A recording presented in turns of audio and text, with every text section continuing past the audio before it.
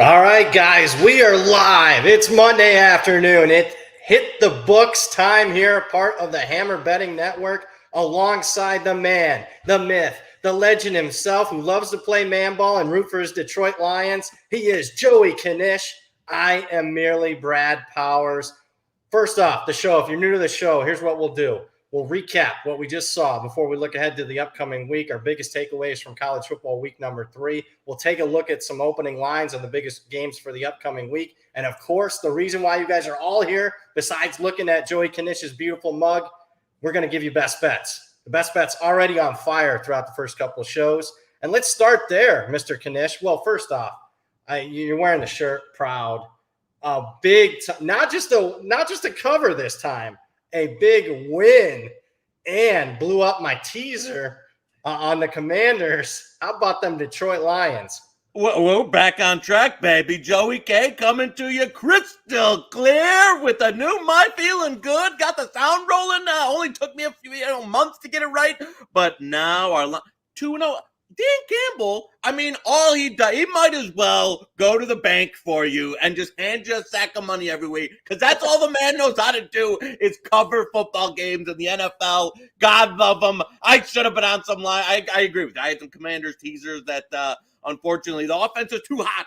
Jared Goff was too hot, baby. That's right. The kneecap, they don't stop. They could have ran the ball out or Ron Rivera like, hey, I'm going to go for 2. I'm not going to go for 2. I'm going to go for 2. Real nice game strategy there from Ron Rivera there to not go. But so yeah, no, got the the team's back on track. The North, hopefully Eagles get a win tonight, and then it's a big NFC North showdown next week. Lions, Vikings, everything on the line week 3.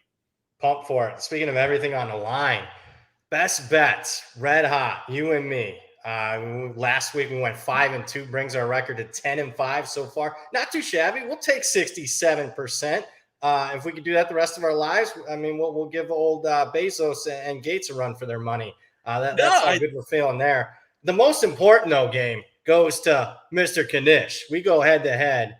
Ohio State, Toledo. And Knish might have had maybe some inside information. The Buckeye wide receivers are healthy. And Ohio State puts up a 77 spot on my vaunted Toledo Rocket defense. Congratulations, Mr. Knish. Thank you. Thank you. Feels good to be, gonna land in the first blow, but we got 12 rounds to go, baby. I know you'll be back at me. So, yeah, that'll be good. I still have nightmares, though, of Mississippi State dominating the entire game, and then the punt coming in, the guy drops right through his hands. LSU gets a free touchdown and then is able to run the game out from the I don't that was a frustrating one. I don't have any qualms about the play looking back. I thought they were the better team for most of the game and just literally handed the game away. So that was a tough one, but otherwise a pretty solid week for us. And I already I know there was somebody we both know that I was on the LSU, lucky bastard. But hey, and I see the South Alabama love in the comments. Almost had UCLA, almost had them this close. But hey, now we're into the Sun Belt season, and they'll be ready to go. Love it. And South Alabama laying a big number though this week. I couldn't get to the window this week, buddy. I hate to admit it. I mean, I love me some South Alabama, but when I saw that circle open, I was like, South Alabama, are they playing regular Alabama? Like, Jesus Christ, like 17? Like, I don't know. I mean, listen, I know the guy that said Circle loved them from South Alabama, but woo, that was a big one. Well, they're anticipating that flood of the Knish betting syndicate coming their way. They just tried to say, nope, not this week, ladies and gentlemen. We're not taking any South Alabama money. So we'll get to that and many more look-aheads as far as the opening lines for week 4. First, though, let's talk week 3, though. Let's recap some of our biggest takeaways, teams that impressed us. I'll start it off. Washington. I mean, that was a game that I kind of keyed in on because look, Washington beat a couple of tomato cans, same with Michigan State. Wanted to see that, the first real true data point for both teams for the 2022 season. And I'll tell you what, you don't see this too often in Pac-12 the last decade, but Washington, ladies and gentlemen, from atmosphere, from getting ready to play, you talk about man ball, they were ready to play against a Michigan State team. Look, you could say that they're mediocre or whatnot, but still, Michigan State can be physical, and Michigan State usually brings it, besides the Buckeye game last year, in some of these bigger games. So, Washington from start to finish, better coach team, more explosive team, got after the quarterback. Michael Penix, my goodness. Reunited, and it felt so good with Kalen DeBoer. He looks like what he did 3 years ago. So, is Washington – I'm going to ask you this before we get into some other takeaways. I know everyone's talking USC. I know Oregon just had a big win over BYU. Washington to me might be the most complete team in the Pac-12. What say you? This is probably the best version of the Pac-12 in a long time because even, teams like Oregon State looks like pretty good. And that'll be one we'll talk about this week. But I agree. Washington, I saw a stat out where they gained 322 of a possible 323 yards in the first half for Michigan State. I will say, Michigan CIA Mel Tucker didn't exactly disclose his injuries. They're all American defensive tackle that nobody talked about all week. An hour before the game, the reporters tweeted he didn't even travel. So, I think, Michigan State was beat up. Is Kalen DeBoer, he's got to be through a quarter of the season your national coach of the year. To take that Jimmy Lake offense, which was disgusting, and in one offseason, bring Penix back from the dead and transition them into this, high-flying unit that's incredible. And I agree. You know what? I grabbed a little bit of a Penix sprinkle on the Heisman. I saw that there was some, 150 to 1 MGM at it. There's still some 66 to 1. I don't think he's going to win it. I don't think Washington will, be able to win like that 10, 11, 12 in a competitive Pac-12. But, he's going to put up numbers all year in this offense. Like, they looked fantastic. And absolutely dropped a bomb on Michigan State. And I agree. There was some, Washington 10, 12 to 1 to win the Pac-12. Again, this was the team I was hands down the most wrong on coming into the year. I didn't think they would be able to transition to any type of a Pac-12 competitor in just 1 year. And they look fantastic. And a team that can go toe-to-toe with a USC or an Oregon of those. So, what a performance. Yeah, the only question mark, and he came up kind of gimpy late in the game because he has a notorious history. Penix got to stay healthy because, he was out there in the game. I know Michigan State came back a little bit. I'm not sure that he's out there for all those possessions if I'm the head coach. But speaking of head coach DeBoer, real quick, earlier this morning, I retweeted somebody that did some research. Going back, anytime he's been at the FBS level, where he's been an offense coordinator or head coach, his teams, Kalen DeBoer teams, the last 7 years have covered the spread 70% of the time. The guy is just a freaking flat out good football coach that I don't think the market, and you talked about the offensive philosophy changed and just almost revolution in Washington. One of the worst Power 5 offenses in the country. Now, I can make a case that they're top 10-ish, or at least stats-wise for the first 3 games. So Kalen DeBoer, ladies and gentlemen, really good coach. I want to move to a couple other teams. Is there another team that impressed you over the weekend? Well, I think your boys in Columbus finally got back on track, and it looked like not my boys. They were your boys last week. They looked finally. It took them a few games to get into it, but it finally looked like the offense that we thought coming into the season could be a team that competes with a Georgia or an Alabama or one of those. One of those teams that can be up there, in that national title picture. The defense, was still a a little leaky. But I think Toledo is hands down. And you mentioned, I mean, I think they're the best team in the MAC by kind of a wide margin, and a legitimate offensive threat. But finally, even though JSB isn't back to full health yet, it did look like they were able to finally get the passing offense rolling. Phenomenal game from the tight end there. So I think I figure it's one of those that was coming, but to see it happen in their own building, and I think they'll start lighting it up on a weekly basis from here on out. So that was something needed to see to kind of get them back into is it just a 1-2 Georgia, Alabama? No, yeah. I think Ohio State's back with that kind of offense that can be at least in the conversation with those teams. One that, I had a conversation with a few people. Is there any quarterback in the country that's worth as much to his team as Chris Reynolds in Charlotte? I talked to him, is he a 14 points to that team? That to go from a team that cannot compete and has a horrific defense to being able to beat Georgia State on the road. And then, that was one where, right before the game, I was betting as much Charlotte and over as I could. And he's just, electric. So for me, I think South Carolina is bad. So that's one that, this week with Reynolds back, I like them, for an early look getting over 3 touchdowns there. There you go. But yeah, that for me, and that was just something that popped out. He's just so valuable to that team because without him, they don't have the offense and they have a horrific defense. And with them, they can, kind of keep pace with a lot of opponents there. So, it was good to see him back and healthy. Yeah, to say the least. They were blown out by William and Mary, not necessarily a great FCS team. And then all of a sudden, they went outright as a 3-touchdown underdog against Georgia State. I hear you on that one. You talk to Ohio State's passing game. I'm going to stay in the Big Ten.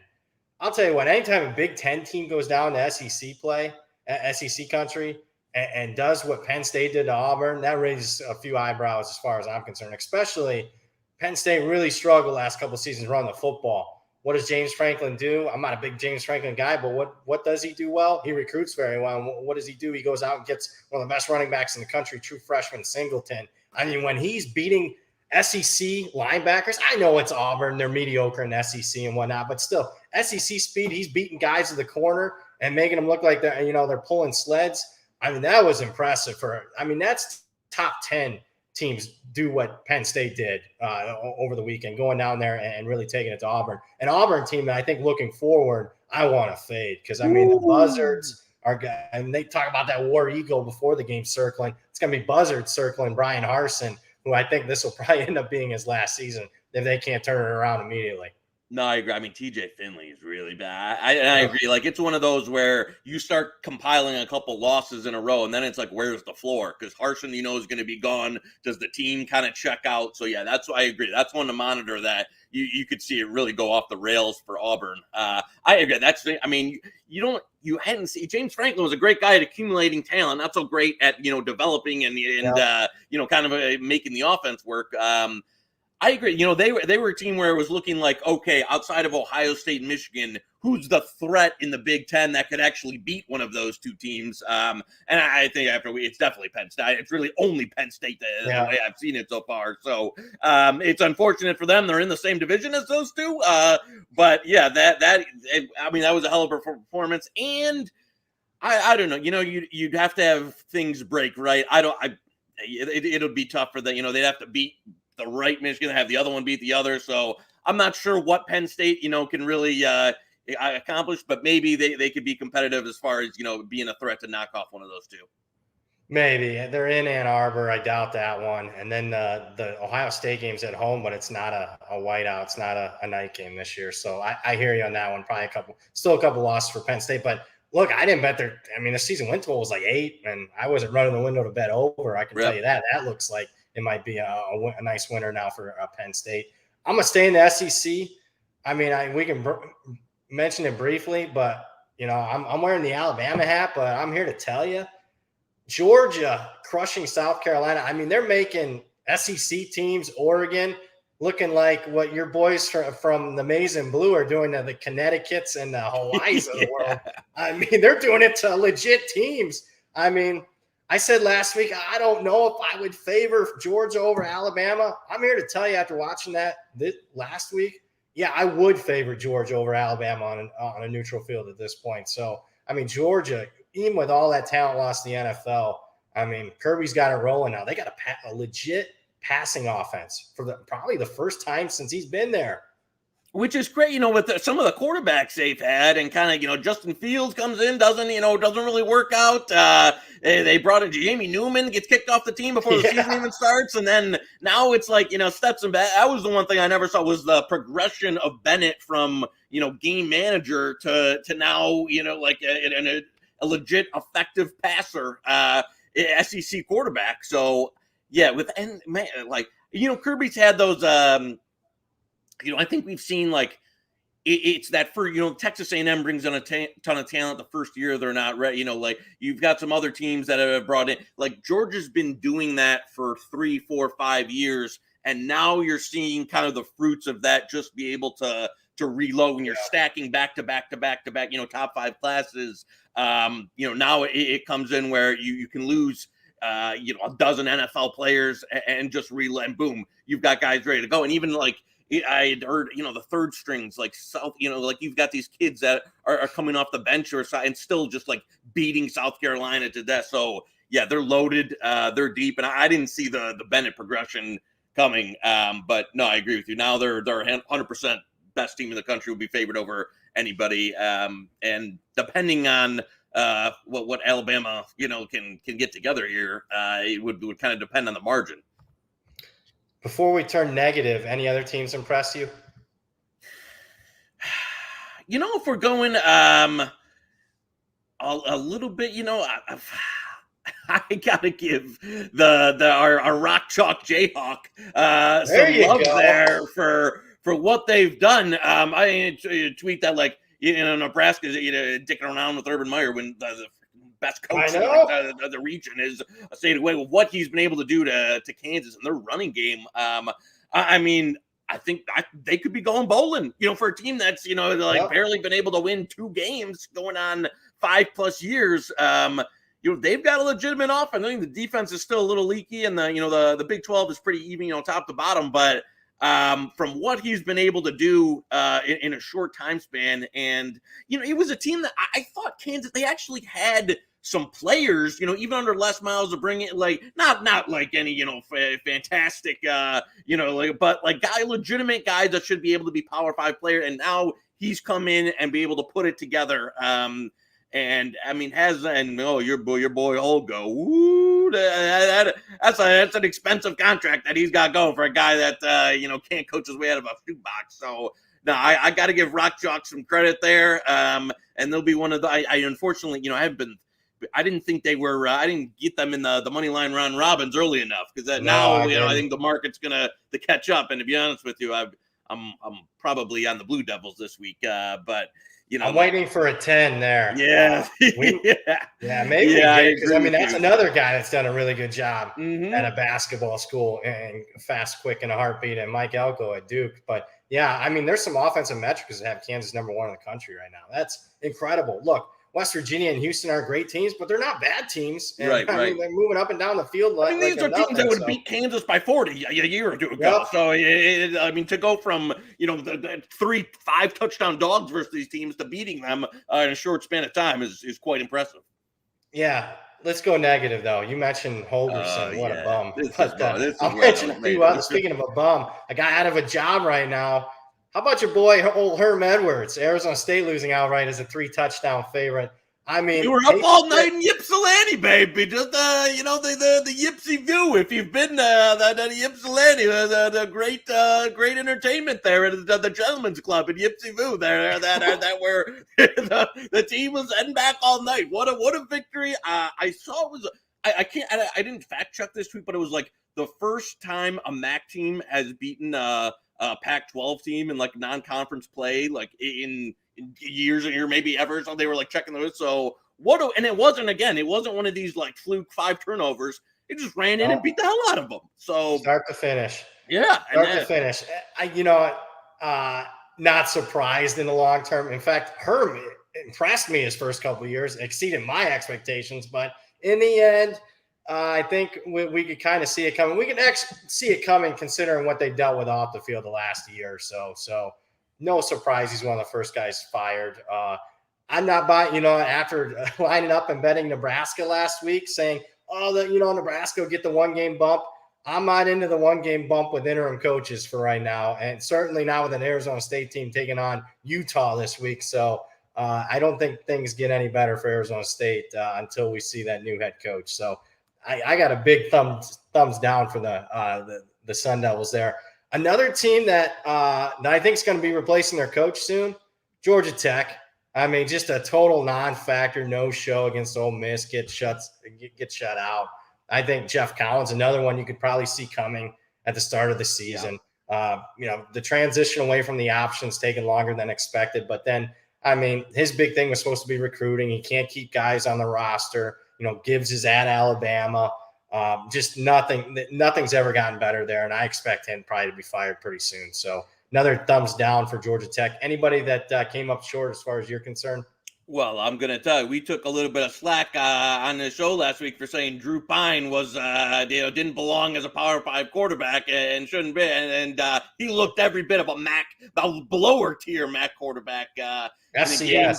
That I thought he was brutal. I mean, in the second half, he made a handful of throws for them to pull it up. But that's, as we said, it's a bad Cal team, and they couldn't do anything on them for the majority of the game. And it's not going to get any better. They don't have weapons. He's not a good quarterback. Their offense can't move the ball consistently enough. And that's one we'll get into, I know, later in the show. But I'm as down on Notre Dame as and that's one that, steamed against last week. The box score was literally dead even. Like there was it was. What was with all that? Like, does anybody watching these games? Notre Dame then opens favorite this week. Do you guys watch the game? I get not watching Eastern Michigan or somebody. Notre Dame's on national TV. You can't watch them.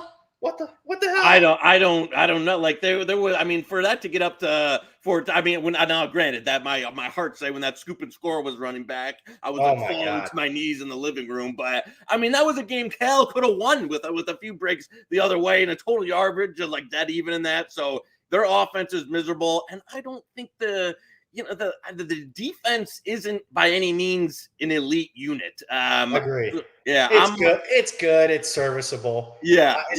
But not enough to carry them through this miserable, offensive stretch that they're going to deal with for the remainder of the year. It's not going to get any better. They don't have players. They have no players at any position.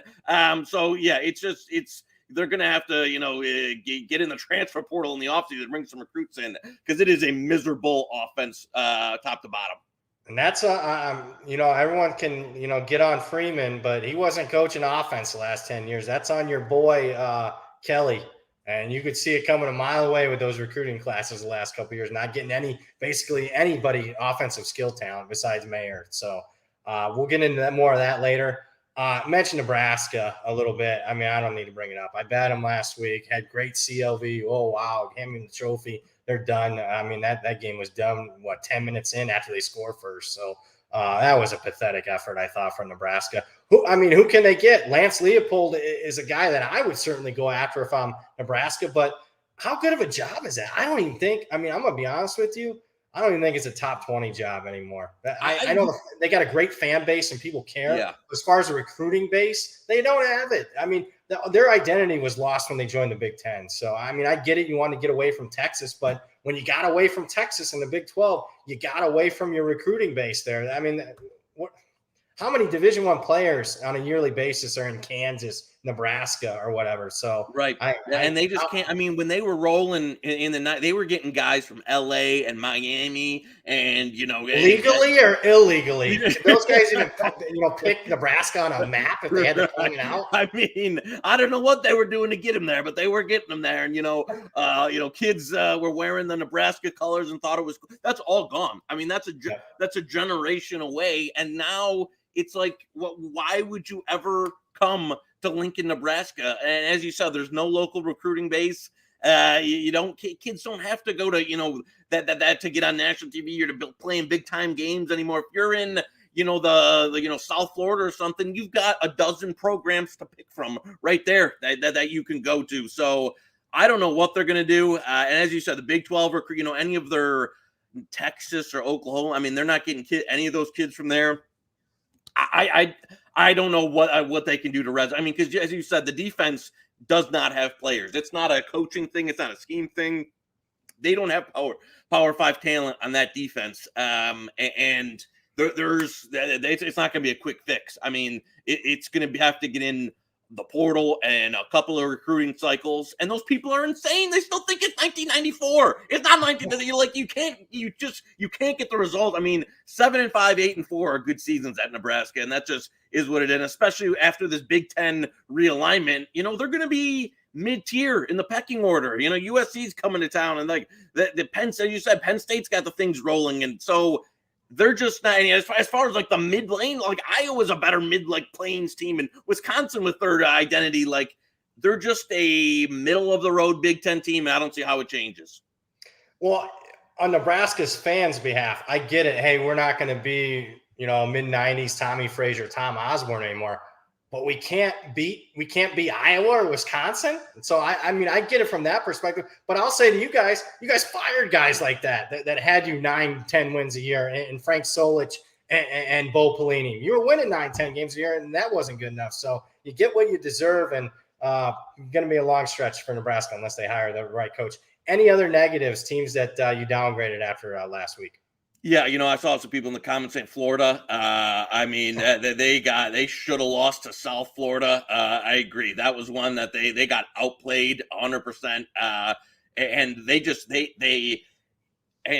have nothing on offense. Like outside of Anthony Richardson, they just don't have. This is when we're talking about where Nebraska doesn't have the players on defense. Florida doesn't really have the players on offense for the SEC outside of AR-15, who's not been very good, potentially dealing with a little bit of a nicked up injury, but and their defense, for some years for a while, it was elite. It's kind of taken a step back. It's not going to be good enough to carry them through the SEC. So yeah, that's one that I think the book is out there on them. So I think that's going to be, and the other one will stay in Florida is Miami. The Josh Gaddis, I know this is one that I tell people, when he won the Broyles Award last year as the biggest OC, that was one that, if you were in the know around Michigan, you knew it was Jim Harbaugh's offense. And Gaddis, well, a good recruiter, it was not they 4 red zone trips, 4 field goals, a game that they had chances all day and couldn't cash in. They might still win the Coastal by default because it looks so miserable. But that's one that I haven't been impressed with what they've been able to do offensively. And I don't know. I mean, I think the Coastal is wide. It's the division they should win, but they've been, relatively disappointing so far. And Texas A&M wasn't able to do much on offense, and Miami couldn't take advantage of it. It was a brutal game to watch. Are you kidding me? Jimbo Fisher, Mario Cristobal matchup. Oh my God, that was rough. I mean, it really was. I was watching other stuff. Just put it that way. Wow. I hear you on the Gaddis thing, and I know they haven't played anybody yet, Michigan, but their offense actually looks better without Gaddis. I agree. I hear you on that one. Let's stay with Florida though, and we'll move along to some of the opening lines for this week. I just tweeted this. You said the market's down on Florida. Well, it's historical this week. They're at Tennessee in what used to be, when I was growing up in the 90s, that was one of the games of the year in college football. And Tennessee is a 11-point favorite over Florida. Florida finds themselves as the largest underdog role ever in this series. So, or at least going back to when we have point spreads, readily made available. So an historic underdog spot for Florida. I bet it just because, I saw, on the openers, I saw 10.5. I was like, I got to bet it. I already got negative CLV on that one. So that's probably one I wish I had back. I just was stunned to see that big of a number in what's been Florida series. Honestly, starting with Urban Meyer 15 plus years ago, Florida's dominated the series, and to find them with a plus number. And, now that I've looked through it, I don't know, man. If Anthony Richardson can't complete passes, how do you keep up with Tennessee's offense? Yeah, Tennessee is a big team I was super high on coming into the season. This is one of my bigger game of year positions where some 3.5, some 4s out there. And I will say there's some, I think this is a Tennessee offense that's going to be able to put up points no matter what. but they've had some, like the game against Pitt, they got a little fortunate there. Even though we're not, so I've been, in a way impressed with Tennessee to a certain extent. But it wouldn't be one where I'm lining up to lay, a 10.5 or an 11 here. I think that's probably a bit aggressive. One of those things I was coming into the year hoping like they could challenge Georgia. I think that's kind of out the window. Like Tennessee doesn't appear to be at that level of really making an SEC East challenge. So I think they're better. I think if Richardson again isn't good, maybe they could run the gamut on them. But at 10.5 and 11, it's too high of a number for me to get in there and want to lay a Tennessee number. If anything, at 11, I'd be potentially, but it's probably one I'm just looking to pass on and kind of see that what we're looking with here with how good this is a game. If you really want to make an SEC run in your Tennessee, you take care of business here. You put Florida away, and that's not been their MO in this series. They've struggled consistently with Florida. So yeah, if Tennessee is legit a top 10 team, they need to win and win with margin this week. So we'll see on that one. I'm anxious to hear your take on this one because I got to take a strong take, and I'm even going to add it to my best bet list.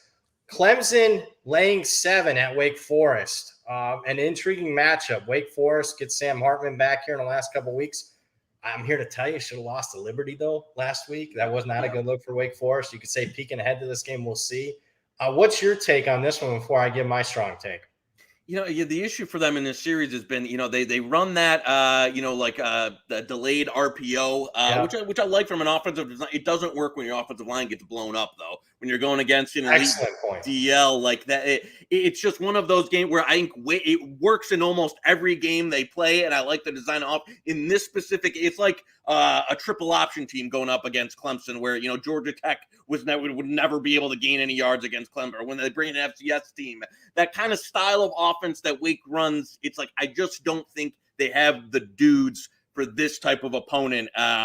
And again, I like Wake going into the year, and Hartman's been bad. Their defense hasn't been. I thought it would be a touch better, as you said. They gave up a ton of yards and should have got beat by Liberty. I think you're getting was a bit of a discount there, under 7. And I'm saying you're telling that you probably grabbed some of that 6.5 that was out there. Yeah, it could only be a Clemson play for me on this one, as I had higher hopes for Wake going into the season than what I've actually seen on the field so far. Is the defense isn't very good, and I think opponent-based, the type of offense they want to run here just doesn't really work going up against Clemson. So first off, let me say that your description there of why Wake's offense doesn't work against Clemson's defense is as sharp as it gets. I mean, I'm not joking. I know we like to joke around and stuff, but that's super sharp.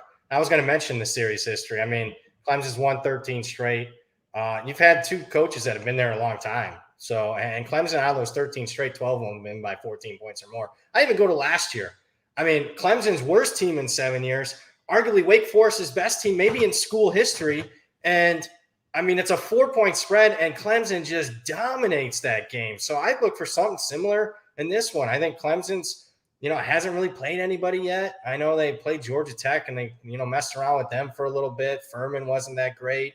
Last week they didn't cover, but I think this is the game where if they want to make a statement for the first time for the 2022 season, they make it. So go ahead and ring me up, -7, best bet for me. I'm laying it with the Clemson here. Yeah, we've got to give people a fair line there. That 5.5 is an outlier. So I would bet it if I had that out. But if you're in Ontario, we can trip down to the Timmy Hortons with the kiosk and grab that 5.5 at Pro Line. But yeah, no, I agree with at 7. It would be a Clemson or nothing for me because, as you say, it's just a bad matchup on a Wake team that it looks to be just a step down from last year's team, and they were going to need a step up to compete in this game. Another big game. We're going to go to the SEC. Anxious to see, where this line moves here. I might, at the right price, get involved on this one. I'm not yet, but Texas A&M right now, it's a neutral site game played in Arlington. 2.5-point favorite over an Arkansas team that struggled mightily last week against Missouri State. But I hate to say I mean, I did bet Missouri State in the game. I mean, how many games in a row can Arkansas get up for? They were up for the opener against a good Cincinnati team, playing an SEC team in South Carolina. They had this game on deck. They welcome in a top 5 FCS team in Bobby Petrino, who knows Arkansas, Missouri State. So I wasn't shocked that they were struggling early in that game. So maybe I didn't downgrade Arkansas as much as the rest of the market. I can tell you, I'm waiting for a 3. I mean, I'm leaning Arkansas right now, plus 2.5. Man, you give me a 3, I'm firing away. What say you? Yeah, this one I loved Arkansas coming into the season. Again, another game of year position that I really liked going in. The Arkansas, as you said, they've just got some volume injuries happening there that they've been able to push through, and hopefully last week what was kind of a letdown game where they can bring it back up this week. But they've had some key injuries on defense. I still don't want to really get. There's nothing about Texas A&M so far that's making me like everything is painful. Of wanting to, even with the quarterback switch last week, it was able to be a little bit more effective in kind of what Jimbo wants to do and run that offense. But again, as you said, I would be if it gets to a 3, I'd buy. Otherwise, I'm not sure the 3 gets there either. Yeah, I agree. I agree with that. It'd be one of those, if it gets there, it's going to get bought up real quick. But it just, the A&M defense, I thought was going to be an elite, could be an elite unit. It seems like even though they held Miami to 9 points, they still got outgained. Miami still had a lot of chances. I don't think it's a really elite A&M defense, and it's a miserable offense. So Arkansas are nothing for me. This was one that I thought I would love. Just some, as you said, some of the games that Arkansas had to play already, plus some of the injuries, it's taken me from defense is an issue. Yeah. It's kind of have me gone from like I was really gonna love Arkansas in this game, but I got to be aware of like the current standing of what things have, and now it's probably going to be a pass for me where it is. Another good point by you on that A&M defense. I mean, I know the scores look impressive for how they've held, competition down. They got a shutout in the opener. They held Miami to 9 points, but App State ran the football on them. Miami moved the football on them consistently. I mean, it was more Miami terrible red zone play calling on why they didn't, score more points and maybe win the game outright. So I hear you. I haven't been that impressed with A&M's defense. One more game before maybe you want to bring up a couple. Big Ten action. Ohio State finally clicking offensively like we thought they would, laying a big number against Wisconsin.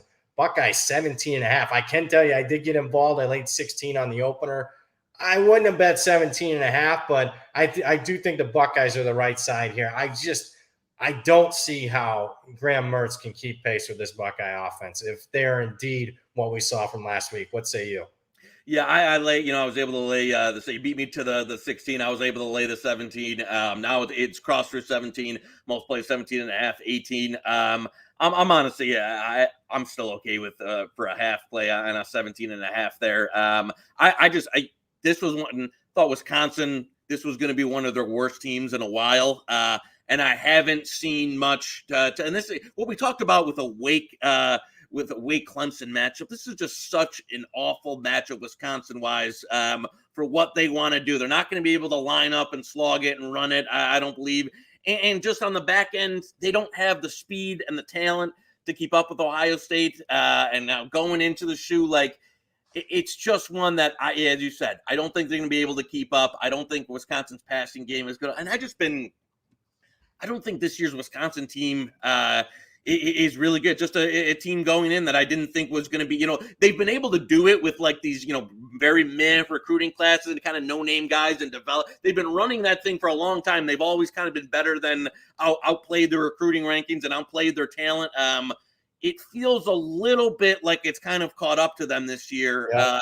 Because I've been underwhelmed with the Wisconsin team that we've seen so far, especially in that Wazoo game. So I think they might be getting, especially in Ohio State getting on track last week. Smith and Jigba probably a bit healthier this week. I think they could be getting run out here. And I don't think Wisconsin's yet. I think Minnesota's a better team than Wisconsin this year.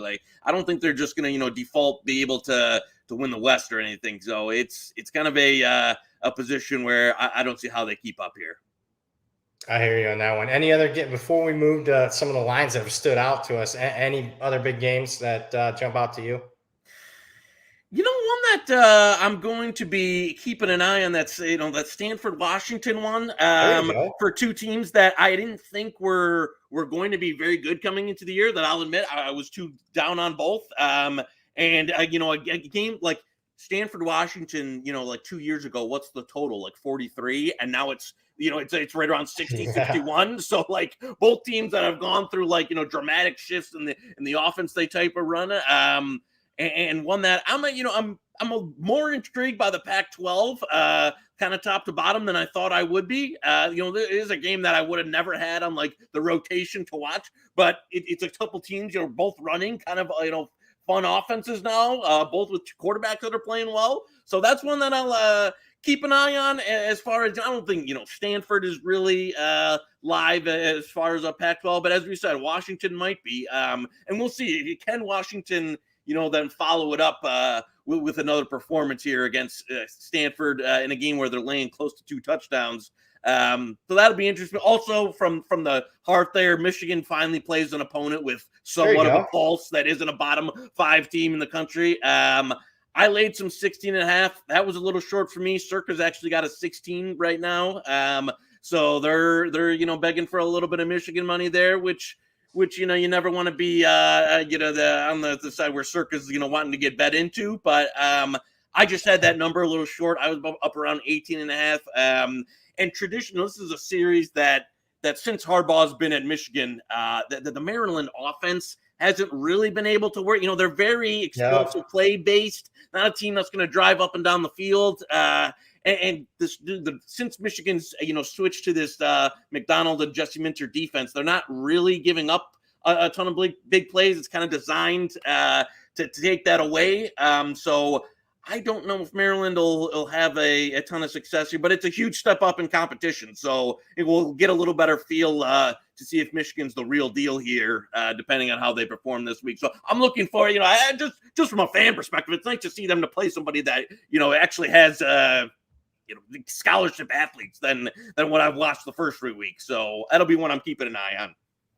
Yes, as far as Washington, Stanford, I wanted to bet the over. I thought Circa opened, I was expecting high 50s to go over. They opened 61.5. No bet there for me. Yep. I hear you on that one. Michigan, I was surprised. Circa opened 20. I thought, I needed at least 21 to take Maryland, but then it got bet down to 16. I'm with you. I laid the 16. I'm like, it crossed through 17. I'm going to lay it. If you look at, you don't believe us, if you're buying into the Terps, go look at the last 3-4 years when they got to go up against Ohio State or Michigan. I mean, they get run the hell out of the building in those games. They're a good bully when they're playing, somebody that's weaker than them, and they pad the stats offensively. But when they got to step up in class, I mean, it is not a good look for Maryland. I'm expecting kind of the same this week. I think Michigan gets margin there. So we'll see, though. I mean, they haven't played anybody yet. I mean, they haven't gotten any resistance offensively or defensively. I actually thought Colorado State was going to be a halfway decent team, maybe a bowl-type team in the Mountain West. Colorado State looks like a bottom 10 team in the country. So, I mean, we'll see. We will finally get a little bit of a look on Michigan. I'm with you there. Trying to get us head-to-head. I don't think we're going to have a head-to-head on this game. A line that really popped to me, and I think we're going to have a best bet. It'll probably be a double best bet. And there's plenty of ones available. Who in their right mind thinks Notre Dame should be favored over North Carolina? I do not. What the? I mean, this show has got to be the lowest on Notre Dame of any people in the country, people that actually bet on college football. Because I couldn't believe, in that one, I thought it was going to, switch to pretty quickly, to be UNC favored, -2, -2.5. Still sitting out there. Pick still some +1 on UNC. I bet 2. I bet 1.5. I'd still bet the 1. I'd still bet the pick. I think the only unit in this game that I think you can is UNC's offense. And I don't see Notre Dame being able to get come in here after UNC. All I hope is that our guy Words of Chisholm over the bye week installed a basic cover 2, because this UNC defense, it's not like barren of talent. This isn't like Nebraska where they don't have players. They've recruited some players. The issue is nobody knows what the fuck they're doing because Gene Chizik hasn't coached football in 20 years. So he came in and he's installing the system and nobody knows what they're doing. So hopefully, this is a little bit of a progress. Maybe it's too much faith in a guy that shouldn't be the defensive coordinator. They at least have some more assignment football this week, and against a team that can't hit you with explosive passing plays, hasn't been able to run the football, and is Drew Pine going to be able to go for 300 plus yards and 314? Because that's what it's going to take. I mean, UNC is not going to be held to 10 points. So yeah, Tar Heels here. We'll keep fading Notre Dame. People want to keep betting Notre Dame. I'll go ahead because I'll keep fading them until I think the number's right. Yeah, you can lock this one in. Best bet for both of us here on North Carolina. Yeah, I bet North Carolina pick, thinking, they'll flip the favorite. And then somebody bet against me. I was like, I'll bet +1. And hell, even those two numbers were bad. So, I mean, I just don't get it. I don't see how Notre Dame keeps up with North Carolina offensively. I don't care if they're playing against air. I mean, Drew Pine couldn't even take a snap under center last week. He couldn't hit a 5-yard out pattern. I mean, that was when you got Tommy Reese, cussing him out on the phone. He should have been. I mean, if I had an 8th grade kid that performed like that the first 5-6 series of the game, I would have been screaming at him. So I just don't see. I mean, Notre Dame's going to have to score in the 30s. Can they do it? I mean, if no one was out there and they're practicing against air, I'm not sure they can get 30-some points. So I'm with you. I like North Carolina outright against the Irish. Best bet for me. Any other lines jump out to you before we get to our remaining best bets? I'll tell you one that I hit early that, again, our mutual known here faded again this morning. He got me last week, but I bet UNLV opened +1 at Circa, and that was a position I took. I couldn't believe UNLV was a dog on the road to Utah State, who I think is terrible. Who has had, what's Utah State's main issue? They can't stop the run. And what does UNLV want to do? I mean, they want to, run for 400 yards. They're able to run it up on North Texas. So I saw some, resistance this morning at the 3.5 that was out there on Utah State. I like UNLV in the spot. I liked it up to 2.5. And again, this is a man that loves Logan, Utah, like it's my own hometown last year. But they have gotten run over in any game with a team with a pulse on the ground. They've gotten run over, and that's exactly what UNLV wants to do. I think it's a bad matchup. I think the Rebs are I'm being live in the Mountain West. I think they're live in the Mountain West. I mean, especially with Haener, the high ankle sprain, he might be out for 4 to 6 weeks. They're good. I mean, they got Ricky White, who's got kicked off of MSU. He's a legit NFL wide receiver. They really nailed it in the portal with a couple guys. On top kid from Louisville, running back. Yeah. So they can. I mean, they've got some players. So yeah, I like UNLV here. You got any opinion on this, or what's your number here? No, I'm in between you guys. So I mean, when seen a lot of conflicting guys going back. Some of it's just playing, key numbers. So, I mean, I'm kind of in the middle. I need one more data point to buy into UNLV, but I could see them being live in the Mountain West. Boise State isn't as good as what I thought. San Diego State's way down. I mean, they're terrible. Haener being hurt, that kills Fresno State. My Air Force Falcons last week lost a game I couldn't believe. That was a brutal loss. That was not good. Utah State's, the team they're playing, is down this year. Nevada's pathetic. Hawaii's one of the worst teams in the country.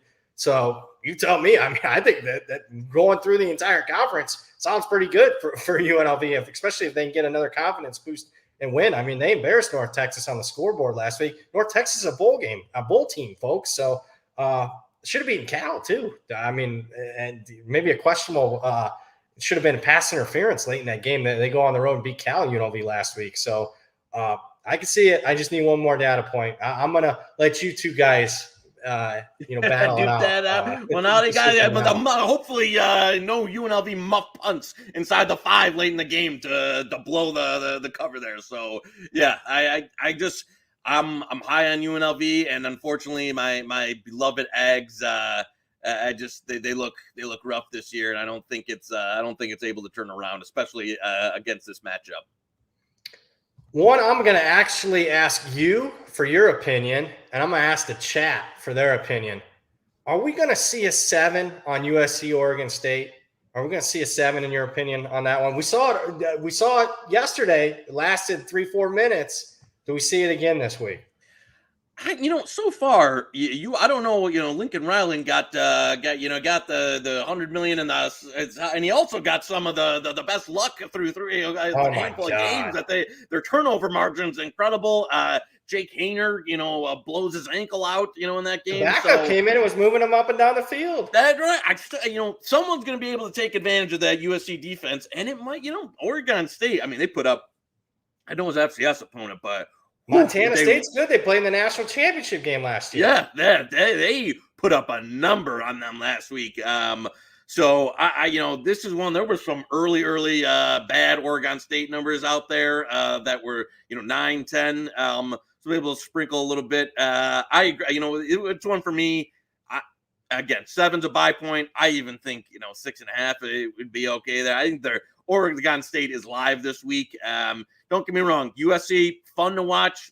Love them. I love it's kind of bringing the joy back to the Pac-12 after dark of some of their up and down games. But someone is going to be ripe to expose their defense, and they're going to have a game where when the turnovers go the wrong way, they're not going to be able to give up 500 yards and lose the turnover battle by 2 or 3. So. I don't know. There were some early, really bad Oregon State numbers out there. Holy cow! Somebody got 12.5 on Sunday in the chat. I think. Where's this at? And that ain't in Vegas, is it? Where was that at? DraftKings? I think your boys at Willie Hill opened up a 12. I saw that best I saw was a 12. I wasn't able to get it until it was 10. But yeah, and then it was kind of trading around there. But yeah, if it gets back to 7. That's a buy because I agree. Oregon State might be, one of those teams flying under the radar here. That's better than expected. Well, I hate taking bad numbers, but I think, like you mentioned, I think Oregon State's live. So I'm going to take a best bet Oregon State plus 6.5. I mean, I made it 4, so that's enough for me. And I just also think the turnover luck cannot continue. I mean, it's been 3 straight weeks now. And I think Oregon State, where's their bad performance so far this season? I mean, I bet against them week 1, got humiliated. I was done within 15 minutes. Fresno State, look, they're on the road. Fresno State was healthy. They went on the last play of the game. I like Jonathan Smith. I think he's a great coach. I love being aggressive. Goes for the win in that game. And then they were only about a 16-point favorite against Montana State last week and just humiliated them up and down the field. So I don't know how USC's defense stops Oregon State's offense. So give me the Beavers plus 6.5. Sprinkle a little bit on the money line there. Any other best bets for you? I'm going to go one to my fun belt there. I like James Madison getting over a touchdown. There you go.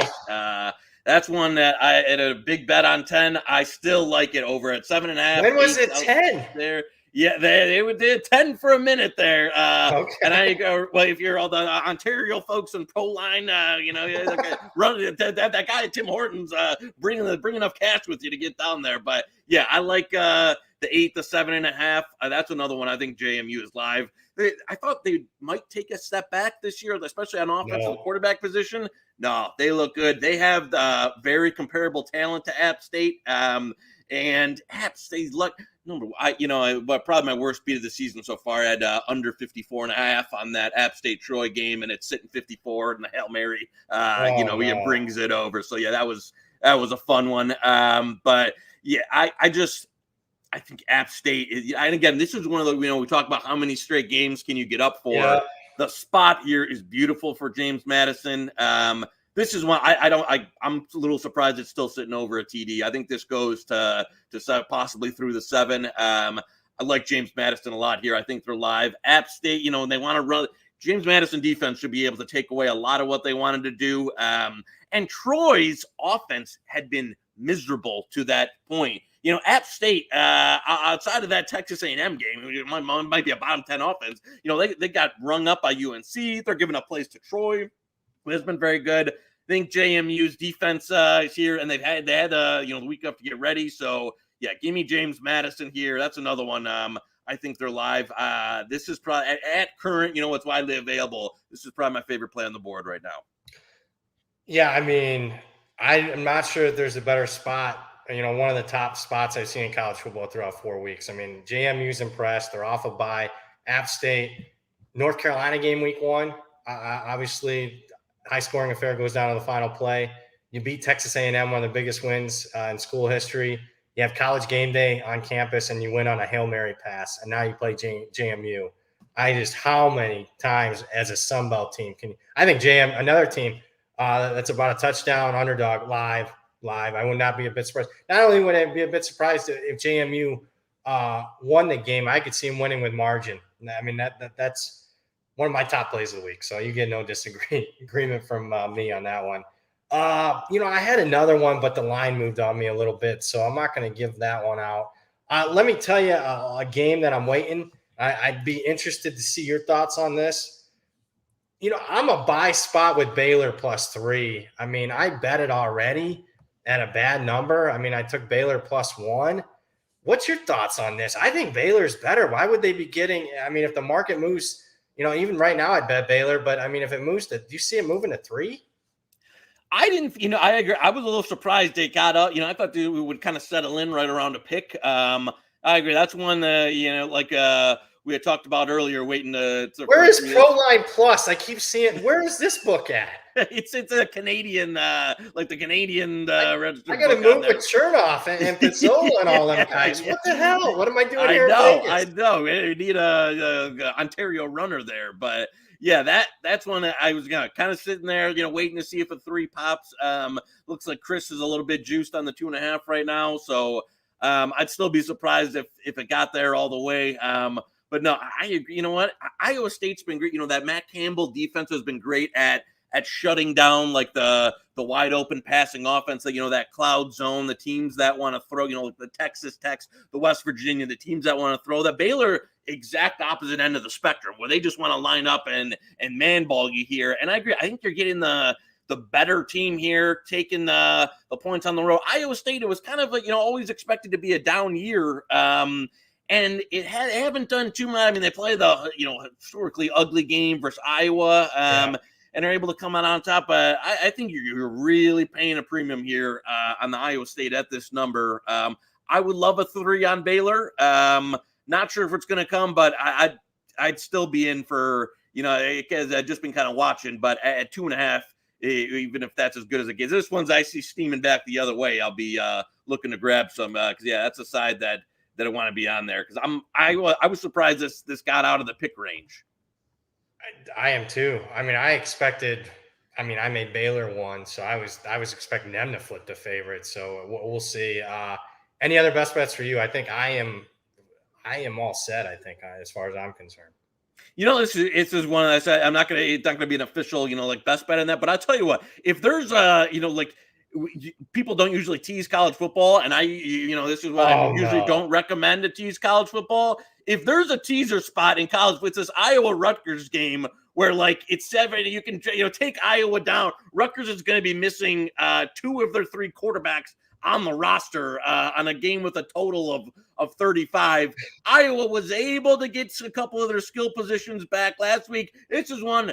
Don't watch it. If you want to throw a little, CFB Wong teaser in together, which I only find a few spots. What are you tying it up with? What are you tying it up with? Disgusting Big Ten games.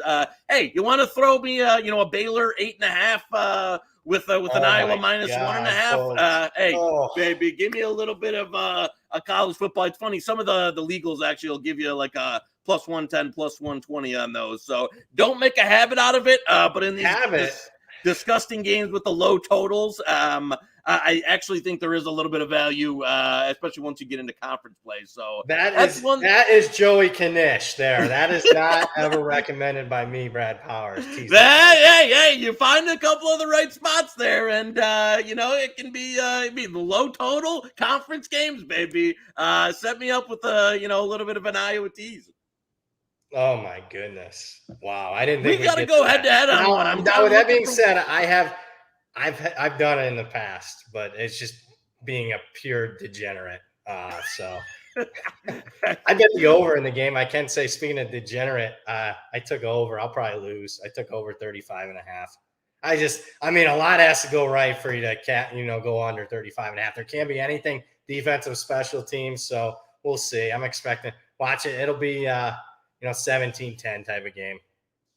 One I wanted to ask you the Yep. Michigan State Minnesota of this is one opened up Sparty a couple point favorite. It's flipped now all the way. I mean, there's some Sparty +3 popping in the market. Yeah. Juice 2.5 everywhere. The thing about Michigan State is Mel Tucker doesn't give any info on injuries ever. So Yep. they have their two best players on the entire team, Reed and Slade, who obviously didn't make the trip to Washington. It's one of those you're not going to know probably if either guy's playing until an hour before the game. So this would be one, if those guys are in, I would be looking to back Michigan State, but it's one of those I'll probably be monitoring towards post to see if those guys, because it's one that Mel doesn't give any info on injuries. So I think you're playing a little bit of guesswork here. But where do you got that number? I can tell you a market influencer gave out Minnesota. That's why I got up to 3. You did see some buyback a little bit at 3. I force bet. I'm taking Michigan State +3. Speaking of injuries, I mean, Chris Altman-Bell, the wide receiver for, Minnesota's out for the year. So, I mean, that's one of their major weapons. I don't know about Minnesota yet. I mean, they're basically in the same shoes as Michigan so far. I mean, they played 3 tomato cans, dominated them. So kudos for them. They've done what they're supposed to do. But, I mean, this is going to be their first game where they get punched back a little bit. And now they're without their top wide receiver. So, force bet would be Michigan State +3 for me. But, if it's painted 2.5, not bad. Yeah, it's one that, you definitely want to just watch. It's going to be like a Michigan State beat reporter telling you if they're playing without the game, because they're literally the 2 best players on the team that'll have. I mean, I'll probably worth, 1.5, 2 points together. So, like, we'll see what they get, but I don't think it's one of those we'll know throughout the week. It's just going to be after one of those you watch until post time and see if they're in or not. Absolutely be monitoring that. Any other best bets for you before we sign off? Or a bet. We don't even have a bet, but I mean, hey man, when we got 2 great minds, they're going to think alike. So we're not going to be going at it each week, guys. Sorry. I know. We had I'll tell you one that, is in range that I'm going to TCU pick. That's one I added right. This morning. I'll take TCU. I like TCU. No, I'm not taking SMU. Your friend TCU. I like, there's some, I mean, TCU, there was some, to even look at some +1.5 out there, which I was grading late last night. There's still some, +1 pick around. I think they win the game. I think they're a better team than SMU. SMU's coming off, back to back. They've had a tough early schedule here, and I get they're going home, but I was always this has been some discrepancy. Friend of the show, Bud Elliott was a Morris guy. I always thought Duggan was the better quarterback who gives them better, and he's looked much better pass. I get why they did it, for that new Sonny Dykes system. Morris would be about that. I think it's the best thing that ever happened to them was he getting nicked up in the first game, and now you're going with Duggan. He's been more explosive on the ground. He's been efficient through the air. TCU's got the defense that can keep up, and I know SMU, don't get me wrong, I like them in the American this year. We talked about them, about betting futures on them, and I think they're very, very live in the American. This isn't an American game. It's another out-of-conference game where they're facing a good opponent, and I think the opponent that's coming in and going to beat them. So TCU at pick or anything or better, I like that quite a bit. You buried the lead. Sonny Dykes recruited all those kids to SMU. He knows strengths and weaknesses. He was the SMU coach for years. I get they want to beat Sonny coming home, but it can't always always be that because I think he's coming in and going to put it on him this week. Yeah, you'll get no disagreement there. I'm actually surprised. I made TCU the favorite there, so I was surprised some early money on SMU. I know this ain't First Take or Undisputed, so I mean we're not gonna manufacture fights and disagreements here. My only it's the pocketbook for me. I was gonna grab my wallet, but I don't know where it's at. That's all I care about. So if we're gonna agree about stuff, you're not gonna get some disagreement here. If it comes down to my pocketbook, I'm not gonna already 0-1 against you, man. I'm not gonna take a negative EV bet. If you don't have anything else, I mean, that's going to do it for Hit the Books. Yeah, no, that was I enjoyed chopping it up here. Some other ones, that would be keeping an eye on. Bowling Green would be the only one that I wanted to get in that I was keeping an eye on there. Touch 31 for a minute, 30 and a half. But I would have liked them had Mississippi State beat LSU last week. I agree. I know the spot doesn't set up quite as well, and Bowling Green's had a tough non-con as well. That's one that I'll be if it gets crosses that 31. I think that's a buy for me. But I agree, it's a team that I think it's a little bit sneaky in the MAC. For a team that's wide open. I mean, I haven't touched on we talked about UNLV a little bit as far as Mountain West futures.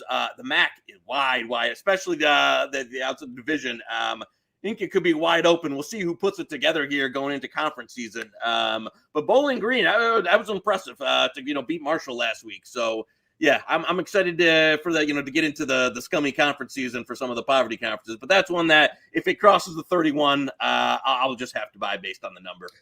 One more. I'm looking at the chat. South Alabama. I can tell you, I took La Tech plus 15 in the game. I bet the over though too. I thought it was a little short. South Alabama's offense has been great, but Louisiana Tech moved the football on Clemson. So, I mean, I think I was hoping some points. 15 was too rich, man. What'd you make your Fighting Jaguars? No, I was hoping that, this wasn't gonna get brought up for the South Mobile. Hopefully my people in Mobile aren't watching for the brand, but yeah, no, I took some 14. I know Circa opened 17, someone beat into the 17. Yeah, that was I think that is rich. I thought that would be around 10. I think 13 and a half is still too high. And I hate to do it to my boy, my USA boys, but I mean, Jesus Christ, you're laying too deep versus a La Tech team that's pretty good, for the Sun Belt. So I couldn't get anywhere close to this number. The heart says no, but the head says yes there. So yeah, 13 and a half. You can actually put, God damn it here, but I was hoping to lay 9. I made it 10. So, I mean, yep. Got to bet numbers, not teams. So I agree. You can't fall, even though they, hopefully for our Sun Belt, they win the game, and for my people in Mobile. But man, I can't get up to that number. You're paying a big premium there on South Alabama after a really tough stretch. Mount Pleasant out to UCLA, now back home versus one of the better competitive Sun Belt teams. It's been a tough stretch for them, and I can't get close to that number. So, any others? No, I think that about wraps it for me. That's the man, the myth, the legend, Joey Knish. I'm Brad Powers. This was Hit the Books for the Hammer Betting Network. We'll talk to you guys next Monday afternoon.